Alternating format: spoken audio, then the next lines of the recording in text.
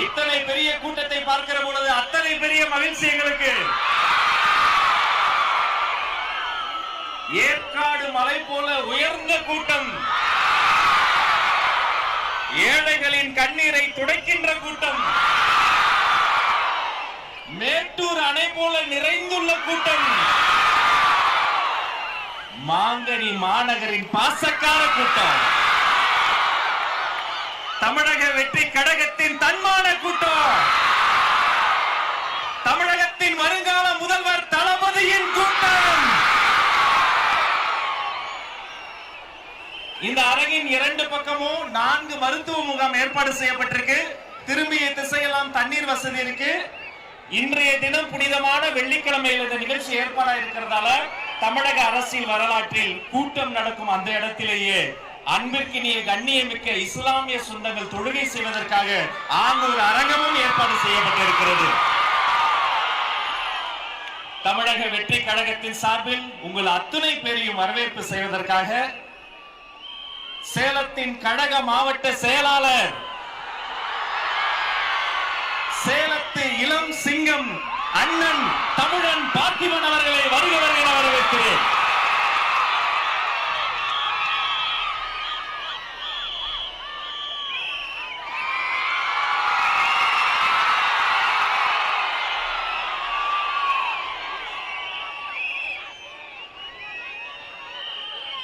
முப்பது காலமாக தளபதியின் ஒத்த முகத்திற்காக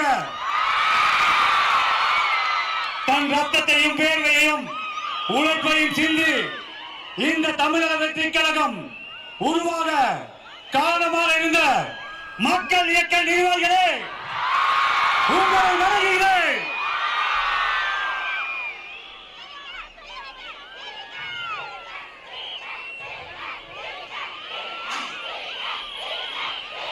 தமிழக வெற்றி கழகம், தமிழக வெற்றி கழகத்தின் ஆதிவேராகிய நகர ஒன்றிய பகுதி நிர்வாகிகளே, 2024 நம் கழக தலைவரை ஆட்சி பீடத்தில் அமர வைக்க இருக்கும் பூத் கமிட்டி நிர்வாகிகளே,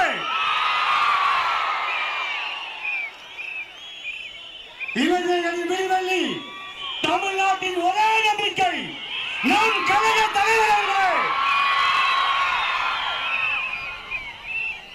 ஓயாமல் பணி செய்து ஒரு நிமிடம் கண் மூடினாலும் சாட்டையை சுழற்றி நம்மளை வேகப்படுத்தும் நமது தந்தைக்கு தந்தையாக, நண்பனுக்கு நண்பனாக, அண்ணனாக இருந்து வழிகாட்டி வழிநடத்தும் கழக பொதுச் செயலாளர் அவர்களே,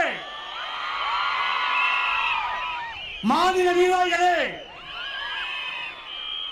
இந்த நிகழ்ச்சியை எங்கள் சொல்லுக்கு கட்டுப்பட்டு வீட்டில் அமர்ந்து குடும்பத்தோடு பார்க்கும் கழக நிர்வாகிகளே, பொதுமக்களே, உறுப்பினர்களே, ரசிகர்களே, உங்களை பாதம் தொட்டு வணங்குகிறேன். வருக வருக வரவேற்கிறேன். 28 ஆண்டு காலமாக என் தளபதிக்காக இந்த சேலம் மாவட்டத்தில் 5000க்கு மேற்பட்ட மக்கள் இயக்க பலகையை திறந்து வைத்தோம். ரசிக மன்றமாக இருந்தோம். நம்மளுக்கு நற்பணி மன்றமாக மாற்றி மோடி கொடுத்தார். மக்கள் இயக்கமாக மாறியது. இன்று உலகமே திரும்பி பார்க்கும். அவர் ஒரு மொழி என்ன பேசுவார் என்று பார்க்கும். தமிழக வெற்றி கழகத்தை நமக்காக உருவாக்கி கொடுத்திருக்கிறார். எத்தனை நல பணிகள் சேலம் மாவட்டத்தில் 2011 மாபெரும் நலத்திட்ட உதவிகள் வழங்கினோம். நீங்கள் எல்லாம் சேர்ந்து வழங்கினோம். எத்தனாயிரம் ரத்த தான முகாம், வெளியில்லா விருந்தகம் சேலம் மாவட்டத்தில் 3 இடத்தில் சிறப்பாக நடைபெற்றுக் கொண்டிருக்கிறது. 5000 நாட்களை கடந்து நடந்து கொண்டிருக்கிறது. அரசு மோகன் குமாரமங்கலம் மருத்துவமனையில் இன்று வரை தமிழக வெற்றி கழகம் தான் சென்ற ஆண்டு கூட அதிக குருதிக்கான முகாமை ஏற்படுத்த விருது வாங்கியது. இதுபோல் உங்கள் ஒற்றுமையோடு இவ்வளவு பணிகளை செய்து கொண்டிருந்தோம். அப்படி செய்து கொண்டிருந்த காலத்தில் தான் தமிழக வெற்றி கழகம் உருவாகியது. அது இந்த சேலம் மாவட்டம் 11 தொகுதி கொண்ட மாவட்டத்தை நிர்வாக வளர்ச்சிக்காக 5 மாவட்டமாக பிரித்தார்கள். நான் எல்லாம் சாதாரண தொண்டனாக இருந்தேன். எனக்கு சினிமாவில் வாய்ப்பு கொடுத்து 15-20 படங்களை நடிக்க வைத்தார் என் கழக தலைவர் தளபதி. இன்று நடிகர் சங்கத்தில் உறுப்பினராக இருக்கிறேன், புலிசர் நம்பத்தில் உறுப்பினராக இருக்கிறேன், டிஸ்ட்ரிபியூட்டர் உறுப்பினராக இருக்கிறேன். ஒரு தொண்டனை எப்படி உருவாக்க வேண்டும் என்று இந்த தளபதிக்கு தான் தெரியும். அதே போல் நம்மளோடு நம்முடன் இருப்பவர்தான் ஒருத்தர் முதலமைச்சராக வேண்டும். அவங்களுக்கு அந்த கஷ்டம் தெரியும். தளபதி பெரிய கோடு ஆன கோடி பரம்பரையிலிருந்து வந்தவர் அல்ல. கஷ்டங்களையும் அவமானங்களையும் அசைகளையும் பட்டுதான் இந்த நிலைக்கு இருக்கிறார். அப்படி பார்க்கும்போது உனக்கு என்ன தேவை, இந்த ஏழைகளுக்கு தேவை என்பதை அவரால் தான் யூகிக்க முடியும். அவரால் தான் முதலமைச்சராக இருக்க முடியும். நம்மில் ஒருவர் முதலமைச்சராக இருக்க வேண்டும். அப்படியெல்லாம் உழைத்து 5 மாவட்டங்களாக பிரிக்கும் பொழுது சீமான்கள் பணக்காரர்கள் கோடிக்கடியாக கொட்டுகிறேன் என்று சொல்லும் போதும் என் கழக தலைவரும் தளபதி அவர்களும் என்னை மாவட்ட செயலராக்கினார். என்னுடன் இணைந்து 4 பேர் வசதியே இல்லாத அவர்களை ஒரு இமை பரிதும் யோசிக்காமல் கழக தலைவரும் பொதுச் செயலரும் மாவட்ட செயலராக்குகிறார். இன்று சேலம் மாவட்டத்தில் 5 பேர் இருக்கிறோம். அதே மாதிரி ஒன்று சொல்லிக் கொள்கிறேன், வருகின்ற சட்டமன்ற தேர்தலில் இதுவரை இல்லாத வரலாற்றில் நிகழாத நிகழ்வுகள் ஏழை எளியோர் அத்தனை பேரும் எம்எல்ஏ ஆக்க முடியும். அப்படிதான் உருவாகியது சேலம் மாவட்டத்தில் இந்த தமிழக வெற்றி கழகம். எவ்வளவு உதவிகள், எத்தனை கைம்பெண்களுக்கு தையல் மிஷின்கள், எத்தனை நலத்திட்ட உதவிகள். நன்றி. காலதாமதம் இல்ல அண்ணன் அவர் எல்லாம் அவர் தளபதிக்கே சிக்னல் காட்டுறவர். எனக்கு சிக்னல் காட்டணும் பயந்துட்டேன். எத்தனை உழைப்புகள்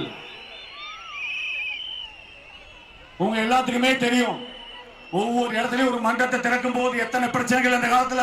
இப்பயாவது 4-வே ட்ராக் இருக்கு, ரோடு இருக்கு. இந்த 5000 மன்றங்கள் திறக்கத்துக்குள்ளும் என் மக்கள் இயக்கத்தை நிர்வாகிகள் எவ்வளவு பேர் கஷ்டப்பட்டிருக்கான். இன்னைக்கு சொல்றாங்க பத்தியா, அரசியல் உங்களுக்கு என்ன தெரியும் சொல்றாங்களே. இன்னைக்கு சொல்லுகிறேன், இந்த 30 ஆண்டு காலமாக இந்த 5000 மன்றத்தை திறந்து விட்டு ஒரு மன்றம் திறக்க வேண்டும் என்றால் ஒரு இடத்துல திறக்கணும். எதிர்கட்சி ஆளுங்கட்சி அத்தனை பேர்த்துக்கிட்டையும் பிரச்சனை பண்ணாத மன்றம் திறந்தான். 30 ஆண்டு காலமாக ஆளும் கட்சியும் பார்த்து விட்டோம், எதிர்கட்சியும் பார்த்து விட்டோம். இன்று எதிர்கட்சியாக இருக்கிறோம். 2026 முதலமைச்சராகுவோம். கழக தோழர்களே, உங்களுக்கெல்லாம் ஒன்னே ஒரு சொல்லிக் கொள்கிறேன், உங்களிடம் இருக்கும் தாழ்வு மனப்பானை தூக்கி எறியுங்கள். எந்த வகையிலும் மாற்று கட்சியை சேர்ந்த ஒன்றிய நகர பகுதி செயலாளர்களை விட நீ கீழே இருக்கவன் இல்ல, அவர்களை விட நீ மேலே இருப்பவன். அந்த காலத்திலேயே எதையும் எதிர்பார்க்காமல் தளபதிக்காக நீ ரத்தத்தையும் சிந்தினார், உழைப்பையும் கொடுத்தாய். அவருக்காக அரசியலுக்கு வருவாரா வரமாட்டாரே தெரியாது. அவர் ஒத்த முகத்துக்காக தான் நீ அவ்வளவு செஞ்ச. இன்னைக்குதான் அரசியல் வந்திருக்காரு, எதிர்பார்த்து செஞ்சியோ? அப்படி பார்க்கும்போது நீ பக்கத்து வீட்டுல ஒரு வார்டு கவுன்சிலர் பார்த்தாவே எவ்வளவு சந்தோஷப்படுற. வருங்காலத்தில் நீங்க இருக்க அத்தனை பேரும் அரசு அதிகாரத்தை பகிர்ந்து கொடுப்போம். தளபதி முதலமைச்சர் ஆவார். உங்கள் எல்லாத்துக்கும் சொல்றேன், உழைச்சவர் அத்தனை பேரும் அரசு அதிகாரத்தை பகிர்ந்து கொடுப்போம். அதே மாதிரி ஒன்னே ஒன்று சொல்லிக்கிறேன், 234 தொகுதியிலும் தளபதி மூளை முடுக்கெல்லாம் வர வேண்டும் என்றால் நமது ஆட்சி நடக்க வேண்டும். காவல்துறையினர் இப்ப பாருங்க எவ்வளவு டிமாண்ட், 51 கண்டிஷன் போடுறாங்க. இந்த கண்டிஷனை ஆளுங்கட்சிக்கு போறதுக்கு திறந்ததற்காக உங்களுக்கு சொல்லுங்க பார்க்கலாம். ஆளும் கட்சி மாநாட்டில் கூட இத்தனை ஆம்புலன்ஸ் வண்டி இல்ல, இத்தனை மருத்துவர் இல்ல, டாய்லெட் பாத்ரூம் குடிநீர் அவ்வளவு ஏற்பாடு பண்ணிருக்கோம். எல்லா கட்சிக்கும் 3 உதாரணமா செஞ்சிருக்கோம். நன்றி, வணக்கம். நன்றி. வரவேற்புரையே இவ்வளவு வேகமா இருந்தா நிறைய பேரு நிறைய கனவு காண்றாங்க. வேலையே செய்ய மாட்டவங்க எல்லாம் நிறைய பேரு நீங்க போடுற இந்த 1000, 2000, 5000 கணக்கையெல்லாம் மக்கள் வாங்கி அவங்க பணம் உள்ள வச்சுக்கிட்டு 5 ரூபா விசிலுக்கு ஓட்ட போட்டு கோடிக்கணக்கான வாக்குகளை கொடுக்க போறாங்க. இந்த தருணம் அந்த தருணம். தர்மத்தாரின் தவப்புதல்வர் மாங்கனி மாநகருக்கு உங்கள் இதயக்கனி வருகிறார். கோட்டை மாரியம்மன் ஆட்சியோடு கோட்டையாக்கி வருகிறார்.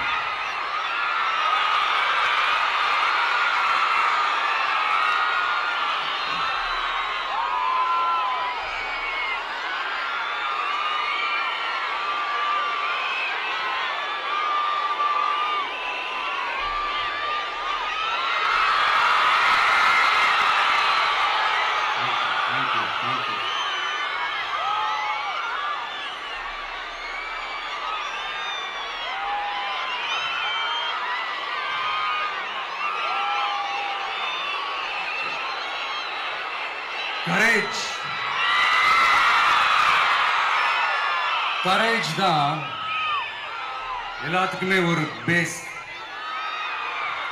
கரேஜ் தான் எல்லாத்துக்குமே ஒரு பவர்.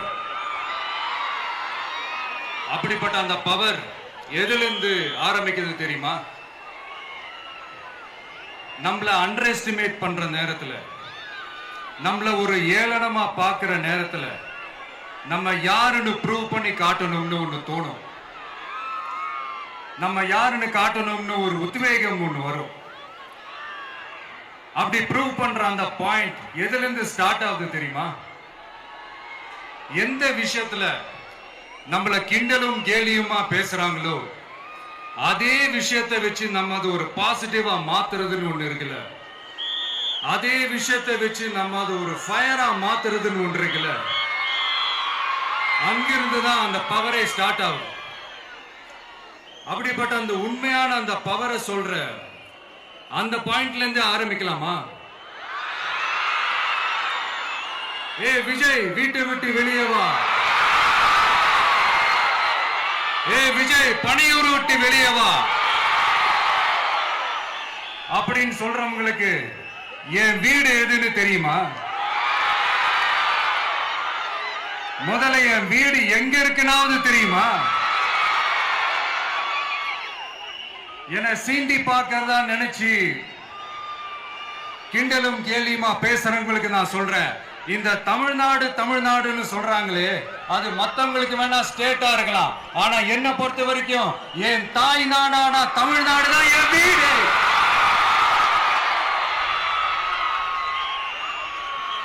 என் வீட்டுல மொத்தம் எத்தனை பேர் இருக்காங்க தெரியுமா? 8 கோடி பேர் இருக்காங்க. ஒட்டுமொத்த தமிழ்நாட்டு மக்களும் என் வீட்டு மக்கள், என் குடும்பம், என் உறவு, என் சொந்தம். எனக்கு எல்லாமும் கொடுத்த இந்த 8 கோடி சொந்தங்களுக்கு இனிமே எல்லாமுமா கூட நிக்க போறது இந்த விஜய் மட்டும்தான். தமிழ்நாட்டோட முதல் படை வீரனா, தமிழ்நாட்டோட முதல் பாதுகாவலனா அவங்க கூடவே நிக்கணும்ன்றதுதான் என்னுடைய குறிக்கோள். இன்னைக்கு இந்த விஜய், உங்க விஜய் உங்ககிட்ட ஓட்டு கேட்டு மட்டுமே வரல, உங்ககிட்ட நீதி கேட்டும் வந்திருக்கிற. ஆக்சுவலா உங்களுக்காக நீதி கேட்கறதுக்காக தான் நான் அரசியலுக்கே வந்தேன். ஆனா இன்னைக்கு நான் உங்ககிட்ட நீதி கேட்கறதுக்காக வந்திருக்கிறேன். இந்த விஜய் என்னங்க தப்பு பண்ணா? தன்னை நேசிச்ச தன்னுடைய மக்களுக்காக அரசியலுக்கு வந்தா அது ஒரு தப்பா?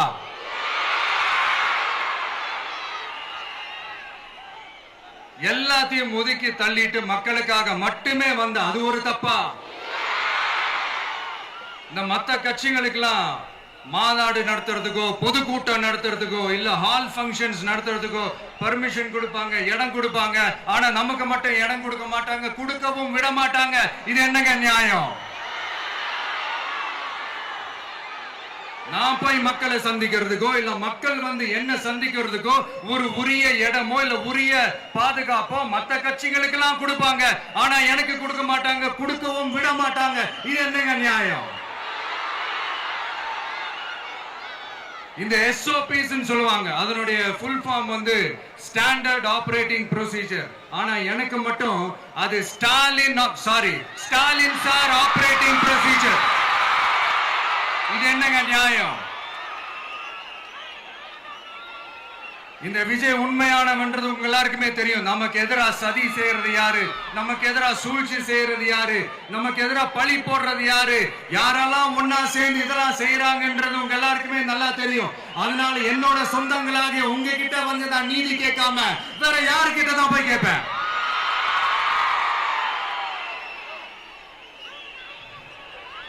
செல்ஃபே எடுக்காத ஒரு கூட்டணி கணக்கு, செல்ஃபே எடுக்காத ஒரு அறத பழைய அரித்மேட்டிக் கணக்கு, இதெல்லாம் வேலைக்கே ஆகாது. ஆணித்தரமா அடிச்சு சொல்றேன். அப்புறம் இந்த காசு கொடுத்து ஓட்டு வாங்கிடலாம்னு கனவு காண்றாங்கல்ல, அதுவும் இந்த விஜய் வந்ததுக்கு அப்புறம் நடக்கவே நடக்காது. வண்டி வண்டியா கொண்டாந்து கூட்டுவாங்க, 1000, 2000, 3000, 4000, 5000. சாமி மேல சத்தியெல்லாம் வாங்குவாங்க. அப்படிதான் இத்தனை வருஷமா உங்களை ஏமாத்தி இருக்கிறாங்க. வாங்கிக்கங்க, சந்தோஷமா வாங்கிக்கங்க. எல்லாம் உங்க பணம் தான். வாங்கிக்கிட்டு அவங்க காதிலே விசில முதி அனுப்புங்க. எப்படி? அவங்க செவிலே விசில முதி அனுப்புங்க.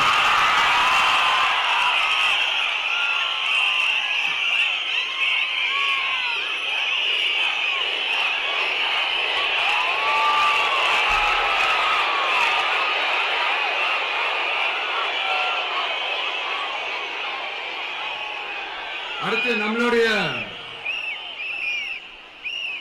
ஜென்சி அடுத்த இளம் தலைமுறையினருக்கும் ஒண்ணு நான் சொல்லணும்னு நினைக்கிறேன். இந்த பணத்தை கொடுத்து ஏமாத்தி ஓட்டு வாங்குற அந்த கலாச்சாரம் ஒழியணும். பணத்தை கொடுத்து ஏமாத்தினா ஏமாறுவீங்க. உங்களை தான் கேட்கிறேன், பணத்தை கொடுத்து ஏமாத்தினா ஏமாறுவீங்க? எல்லாரும் கொஞ்சம் கை இப்படி வைங்களேன் எனக்காக. நான் சொல்றதை கொஞ்சம் ரிப்பீட் பண்ணுங்க. எங்க ஓட்டு எங்க உரிமை. எங்களை யாரும் விலைக்கு வாங்க முடியாது. எங்கள் ஓட்டு விசில் சின்னத்துக்கு தான். வேற யாரையும் நம்பி ஏமாற மாட்டோம். தேங்க்யூ. கேட்டுச்சா சார்? இனிமே நீங்க கொள்ளையடிச்சு வச்சிருக்கிற பணம் எல்லாம் வேஸ்டா போகுது. குப்பையில தான் தூக்கி போடணும். உங்களுடைய இந்த ஊழல் ஆட்சியும் மக்கள் குப்பையில தான் தூக்கி போட போறாங்க. அடுத்து ஒவ்வொரு வீட்டில் இருக்கிற என்னுடைய குட்டி நண்பா நண்பீஸுக்கும் நான் சொல்லணும்னு நினைக்கிறேன். வீட்டுல டிவியில உட்கார்ந்து இந்த பிரச்சார மீட்டிங் எல்லாம் பார்த்துட்டு இருப்பீங்க. உங்களையும் உங்களுடைய ஃபியூச்சரையும் மைண்ட்ல வச்சுக்கிட்டு தான் நாம அரசியலுக்கே வந்திருக்கிறோம். அதனால எனக்காக நீங்க ஒண்ணு செய்யணும். தொடர்ந்து செஞ்சுக்கிட்டு தான் இருக்கிறீங்க. நான் நிறைய கியூட்டான வீடியோஸ்லாம் நான் பார்க்கிறேன். லைக் உங்க அம்மா அப்பா கிட்ட மைக்க நீட்டி யாருக்கு ஓட்டு போடுவீங்கன்னு கேட்டா பின்னாடி இருந்த அந்த பையன், அம்மா விஜய்னு சொல்லுவா, அப்பா விஜய்னு சொல்லுப்பா அப்படின்னு நிறைய அந்த கியூட்டான வீடியோஸ் எல்லாம் பாக்குறேன். அதை தொடர்ந்து தயவு செஞ்சு அதை தொடர்ந்து கண்டினியூ பண்ணுங்க. உங்க வீட்டுல இருக்கிற உங்களுடைய அப்பா அம்மா தாத்தா பாட்டி பெரியப்பா பெரியப்பா சித்தி சித்தப்பா அத்தை மாமா ஓட்டு போடுற வயசுல இருக்கிற அண்ணன் அக்கா எல்லாரையும் விசில் சின்னத்துக்கு ஓட்டு போட சொல்லுங்க. விசில் சின்னத்துக்கு ஓட்டு போட வைங்க.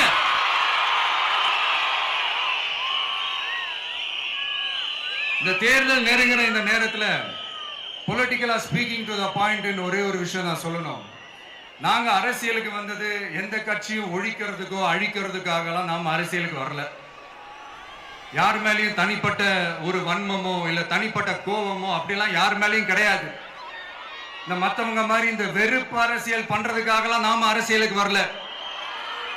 அரசியல் ரீதியா நம்மளுடைய எதிரிகள் யாருன்னு டிக்ளேர் பண்ணிட்டு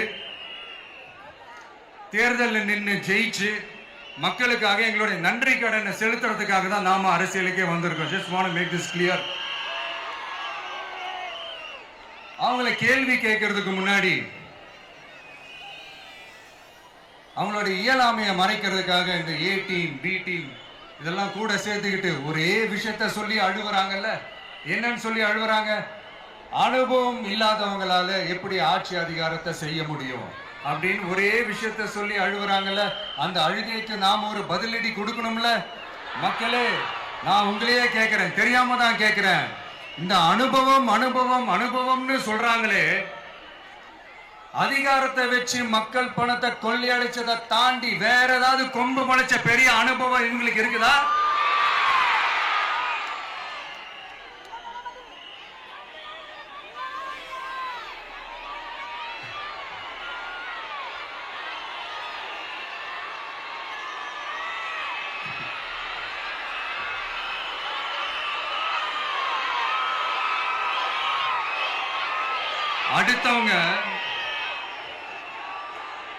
அடுத்தவங்க ஆரம்பிச்ச அரசியல் கட்சியில, அடுத்தவங்களுடைய அட்ரஸ்ல அரசியல்வாதிகளா இருந்துட்டு இருக்கிற இவங்க எல்லாருக்கும் ஒரு சவால். என்ன மாதிரி தனியா, என்ன மாதிரி சொந்தமா ஒரு கட்சி ஆரம்பிச்சு 1% அட்லீஸ்ட் 1% வாக்கு வாங்கி காட்டுற அந்த தில் இருக்குதா, திராணி இருக்குதா? 30 வருஷமா மக்கள் இயக்கமா இருந்து இன்னைக்கு மிகப்பெரிய ஒரு அரசியல் கட்சியா வளர்ந்து இந்த கூட்டணி கட்சிகள் மட்டுமே நம்பி இருக்கிற 75 வருஷ கட்சி, 50 வருஷ கட்சின்னு இன்னைக்கு ஆட்சி அதிகாரத்துல இருந்துட்டு இருக்கிற இவங்க எல்லாரையும் மீறி இன்னைக்கு களத்துல தனியா நின்னு இந்த 2 வருஷத்துல முதன்மை சக்தியா வளர்ந்து 30% தாண்டி இன்னைக்கு மக்கள் ஆதரவை பெற்றிருக்கிற நமக்கு அனுபவம் இல்லையா? உங்களுடைய அனுபவம் என்னன்னு சொல்லட்டுமா? கட்சி ஆரம்பிச்ச அண்ணாவை மறந்தது, கட்சி ஆரம்பிச்ச எம்ஜிஆர் அவர்களை மறந்தது, கட்சியை வளர்த்த ஜெயலலிதா மேடம் அவங்களை மறந்தது. இவங்க எல்லாரும் சொன்ன விஷயங்கள், பேசின விஷயங்கள், எதையெல்லாம் ஃபாலோ பண்ணணும்னு சொன்ன விஷயங்கள் எல்லாத்தையும் மறந்தது. இவங்களுக்கு நமக்கு அனுபவம் இல்லையா? நமக்கு அனுபவம் இல்லதான். கொள்ளை அடிக்கிறதுல எங்களுக்கு அனுபவம் இல்லதான். அதெல்லாம் எங்களுக்கு சுட்டு போட்டாலும் வராது. இந்த கொள்கையை பேருக்கு மட்டும் வச்சுக்கிட்டு நேரடியா சரண்டர் ஆகிறது, மறைமுகமா சரண்டர் ஆகிறது, இந்த மாதிரி அனுபவம் நமக்கு இல்லதான். அதுவும் நமக்கு சுட்டு போட்டாலும் வராது. மக்களை நேசிக்கிற நல்ல குணம் இருந்தா போதும்யா. நல்ல சூப்பரான ஒரு நல்லாட்சி கொடுக்கலாம். நல்லாட்சி கொடுக்கிறதுக்கு மெத்த படிச்ச மேதாவிகளா இருக்கணும்லாம் ஒன்னும் அவசியம் இல்ல. காமராஜர் அவர்கள் மாதிரியோ, எம்ஜிஆர் அவர்கள் மாதிரியோ மக்கள் சக்தியின் துணையால, மக்கள் மேல அக்கறையா இருக்கக்கூடிய நல்ல அதிகாரிகளின் துணையால சூப்பரான ஒரு நல்லாட்சி என்னால கொடுக்க முடியும், செஞ்சு காட்டுறேன்.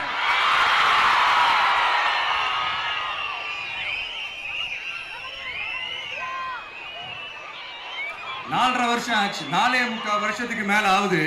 இப்போ ஒவ்வொரு வீட்டு கதவையா தட்டி உங்கள் கனவுகளை சொல்லுங்கள், உங்கள் கனவுகளை சொல்லுங்கள், நாங்கள் அதை நிறைவேற்றி காட்டுறோம். இல்ல, ஸ்டாலின் சாருக்கு மக்கள் சார்பா ஒரு கேள்வி. மக்களுடைய கனவு என்னன்னு உங்களுக்கு தெரியுமா சார்? அது சரி, அவங்க என்ன நினைக்கிறாங்கன்னு உங்களுக்கு தெரியாது, அதுக்கப்புறம் எப்படி அவங்க கனவுகளை பத்தி உங்களுக்கு தெரியும். மக்களோட கனவு என்னன்னு நான் சொல்லட்டுமா சார்?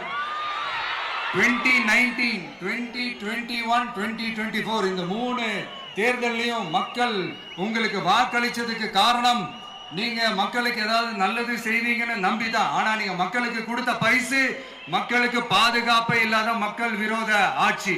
அந்த மக்கள் விரோத ஆட்சியை அகற்றிட்டு அந்த இடத்தில் தமிழக வெற்றி கழகத்தை ஆட்சி பீடத்தில் அமைக்கணும் அப்படின்றதுதான் மக்களுடைய ஒரே கனவு. இந்த மக்கள் விரோத திமுக அரசை நிலைக்க கூடாது அப்படின்றதுதான் மக்களுடைய ஒரே கனவு. 100% தூய சக்தி டிவிக்கு ஆட்சி அமைக்கும்.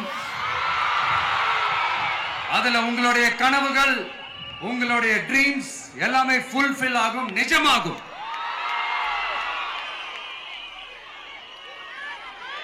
தமிழ்நாடு எப்பவுமே டெல்லிக்கு அவுட் ஆஃப் கண்ட்ரோல் அப்படின்ட்டு ஸ்டாலின் சார் அடிக்கடி சொல்லுவாங்க. ஸ்டாலின் சார் எது எதுலாம் அவுட் ஆஃப் கண்ட்ரோல் இப்ப நான் கொஞ்சம் சொல்லட்டுமா? முதல்ல சட்டம் ஒழுங்கெல்லாம் அவுட் ஆஃப் கண்ட்ரோல், பெண்கள் பாதுகாப்புல அவுட் ஆஃப் கண்ட்ரோல், இளைஞர்கள் வேலை வாய்ப்புல அவுட் ஆஃப் கண்ட்ரோல், மொத்தத்தில் அவரோட ஆட்சியே ஒரு அவுட் ஆஃப் கண்ட்ரோல். இந்த வருஷம் பிகினிங்ல சட்டசபையில பேசும்போது சொல்றாங்க, மக்கள் எல்லாரும் ரொம்ப மகிழ்ச்சியா இருக்கிறாங்க, அதனால நானும் ரொம்ப மகிழ்ச்சியா இருக்கிறேன் அப்படின்னு. மக்கள் சந்தோஷமா இருக்கிறத பார்க்கிறது கூட ஒரு சந்தோஷம் தான் சார், அது யாரும் இல்லைன்னு சொல்லல. அப்படி உண்மையிலேயே மக்கள் உண்மையிலேயே சந்தோஷமா இருக்கிறாங்க அப்படின்னா ஏன் சார் விவசாயிகள் போராட்டம் நடக்குது? ஏன் சார் மீனவர்கள் போராட்டம் நடக்குது? ஏன் தொழிலாளர்கள் போராட்டம் நடக்குது? தூய்மை பணியாளர்கள் போராட்டம் ஏன் நடக்குது? அங்கன்வாடி ஊழியர்கள் போராட்டம், செவிலியர்கள் போராட்டம், மருத்துவர்கள் போராட்டம், மாற்றுத்திறனாளிகள் போராட்டம், அரசு ஊழியர்கள் போராட்டம், ஆசிரியர்கள் போராட்டம், இடைநிலை ஆசிரியர்கள் போராட்டம், பகுதி நேர ஆசிரியர்கள் போராட்டம். இதெல்லாம் உங்க ஆட்சியில மக்கள் மகிழ்ச்சியா இருக்காங்கன்றதுக்காக நடக்கிற போராட்டமா சார்? எனக்கு தெரிஞ்சு மக்கள் சந்தோஷமா இருக்கிறாங்கன்னா பொங்கல் வச்சு கொண்டாடுவாங்கன்னு கேள்விப்பட்டிருக்கேன். உங்க ஆட்சியில தான் போராட்டம் நடத்தி அவங்களுடைய மகிழ்ச்சியை வெளிப்படுத்துறாங்கன்னு நினைக்கிறேன். இன்னும் தீரவே தீராத பிரச்சனைகள்னா இருக்கிற இடம் பிரச்சனை, பார்க்கிற வேலை பிரச்சனை, பண்ற தொழில் பிரச்சனை, விலைவாசி பிரச்சனை, தண்ணி பிரச்சனை, பஸ் வசதி இல்லைன்ற பிரச்சனை, ரோடு சரியில்லைன்ற பிரச்சனை, ஆஸ்பத்திரி சரியா இல்லைன்ற பிரச்சனை. இப்படி எல்லாம் ஒரு அடிப்படை விஷயங்களே பிரச்சனையா இருந்தா அப்போ ஆளுங்கட்சின்னு ஒண்ணு எதுக்குதான் இருக்கிறாங்க அப்படின்னு தானே மனசுல தோணும் மக்களுக்கு. ஆட்சிக்கு வர்றதுக்கு முன்னாடி தான் பொய்யா அடிச்சு விட்டீங்க. இப்ப ஆட்சியை விட்டு போகும்போது கூட பொய்யா பேசுறீங்களே சார், என்ன சார் இது? மாத்தி மாத்தி பேசுறதுல நீங்க வேற லெவல் தான் சார். ஆட்சிக்கு வந்த அடுத்த வருஷமே 2022ல 70% வாக்குறுதிகளை நிறைவேற்றிட்டோம்னு சொன்னாங்க. அப்புறம் போன வருஷம் 90% வாக்குறுதிகளை நிறைவேற்றிட்டோம்னு சொன்னாங்க. அப்புறம் இந்த வருஷம் 505 வாக்குறுதிகளை 404 வாக்குறுதிகளை நிறைவேற்றிட்டோம். கிட்டத்தட்ட ஒரு 80% வாக்குறுதிகளை நிறைவேற்றிட்டோம்னு சொன்னாங்க.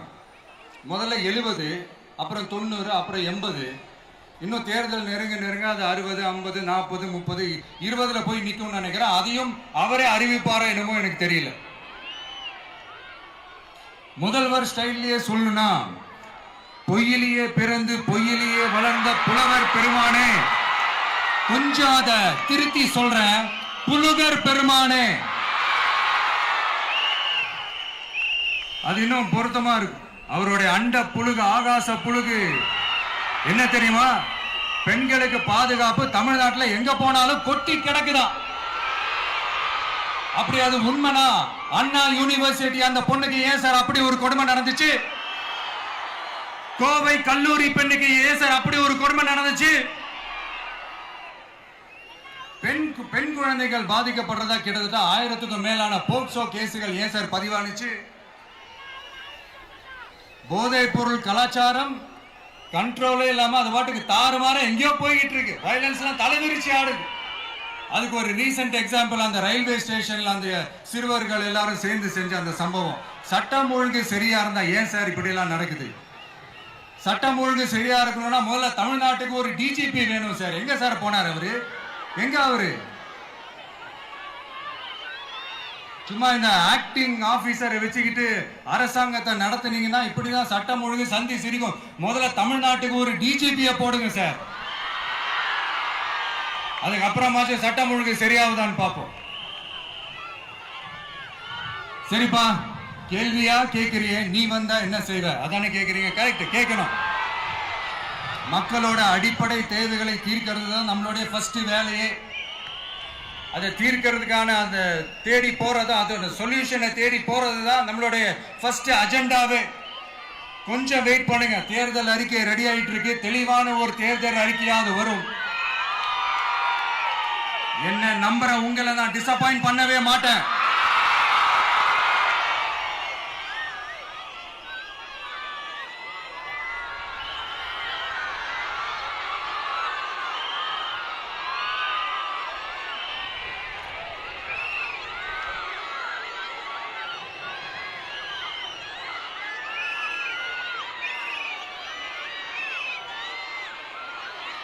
இந்த சும்மா ஆட்சிக்கு வரணும்ன்றதுக்காக இந்த நடைமுறைக்கு சாத்தியமே இல்லாத இந்த மாதிரி விஷயங்கள் எல்லாம், வாக்குறுதிகளை நான் என்னைக்குமே கொடுக்கவே மாட்டேன்.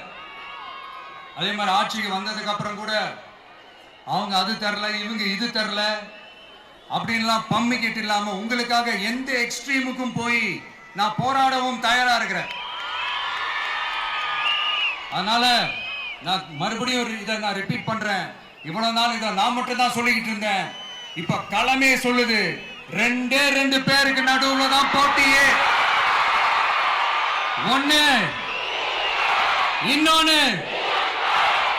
ஒண்ணு தூய சக்தி டிவிக்கு, இன்னொன்னு தீய சக்தி DMK.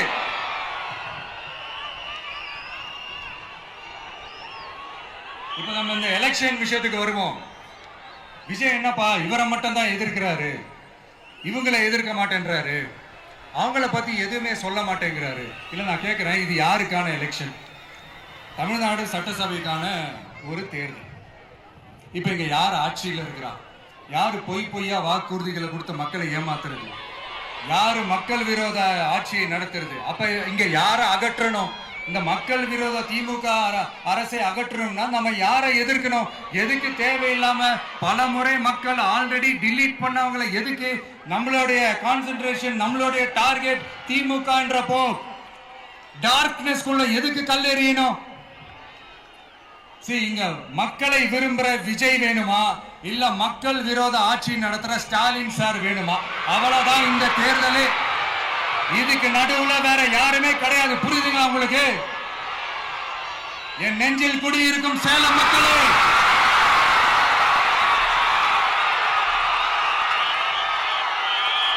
one last simple question.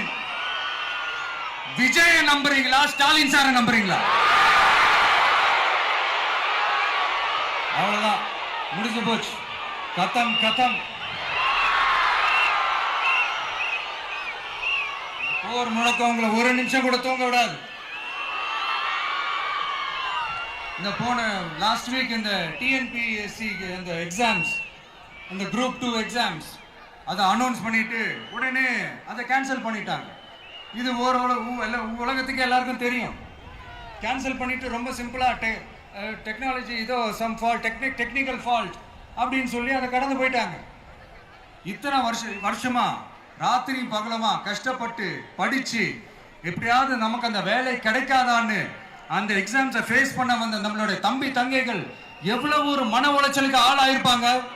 அதை யாராவது யோசிச்சு பார்த்தீங்களா? ஒரு எக்ஸாம்ஸை ஒழுங்கா நடத்த தெரியல, இதுல உலக நாடுகளோட போட்டி போடுறாங்களாம். நம்மளுடைய தம்பி தங்கைகள், நம்ம அம்மா அப்பா கிட்ட சொல்லுங்க, யாரும் தைரியம், எல்லாரும் தைரியமா இருங்க. வரப்போறது உங்க ஆட்சி, நம்ம ஆட்சி.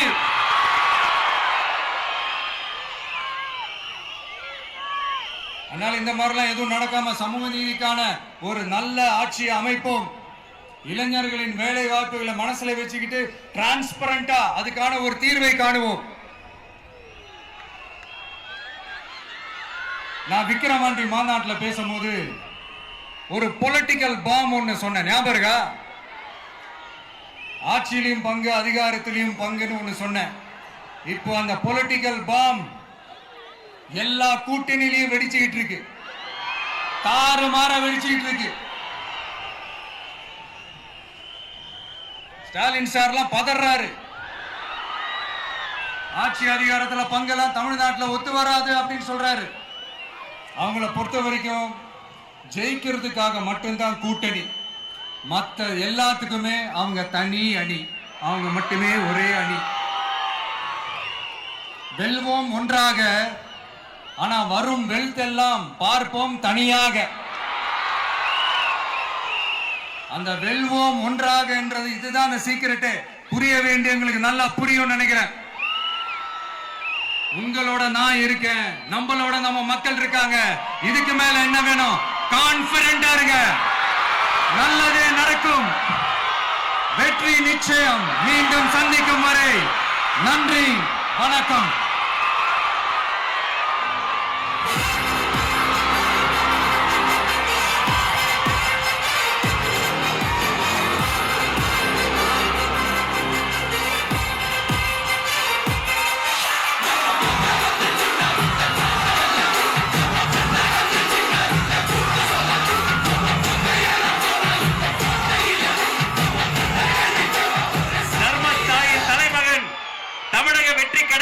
தலைவர் வெற்றி தலைவர் அவர்களுக்கு சேலம் கழக மாவட்ட செயலாளர்கள் உங்கள் சார்பில் நிறைவு பரிசு வழங்க மேடைக்கு வருகிறார்கள். சேலத்து இளம் சிங்கம் தமிழன் பார்த்திபன்.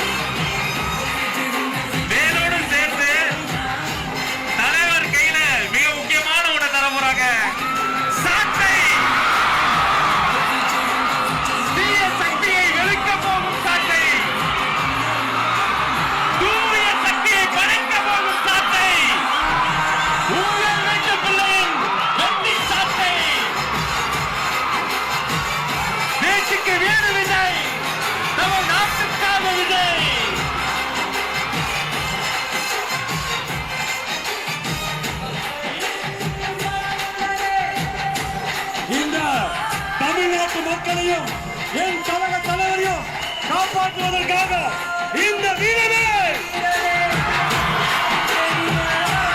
ஊழல் சக்திகளை ஓங்கி அடிக்க சோட்டை விலகுவோம். ஊழல் சக்திகளை நல்வாழ்த்தி தருவோம். நன்றி. கழக மாவட்ட செயலாளர்களுக்கு நன்றி.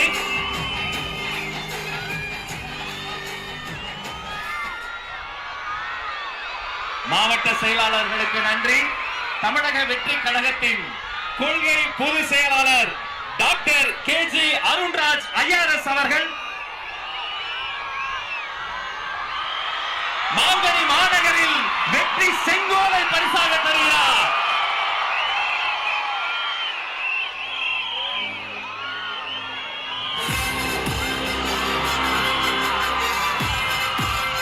அந்த வெள்ளி செங்கோலோடு சேர்த்து மக்களின் சார்பில் மாங்கனி மாநகரில் மாவட்ட கழக செயலாளர் மக்கள் சார்பில் பொன்னிற செங்கோலையும் தருகிறார். இரட்டை செங்கோல், இரட்டை போர் யானை போல் இரட்டை செங்கோல்.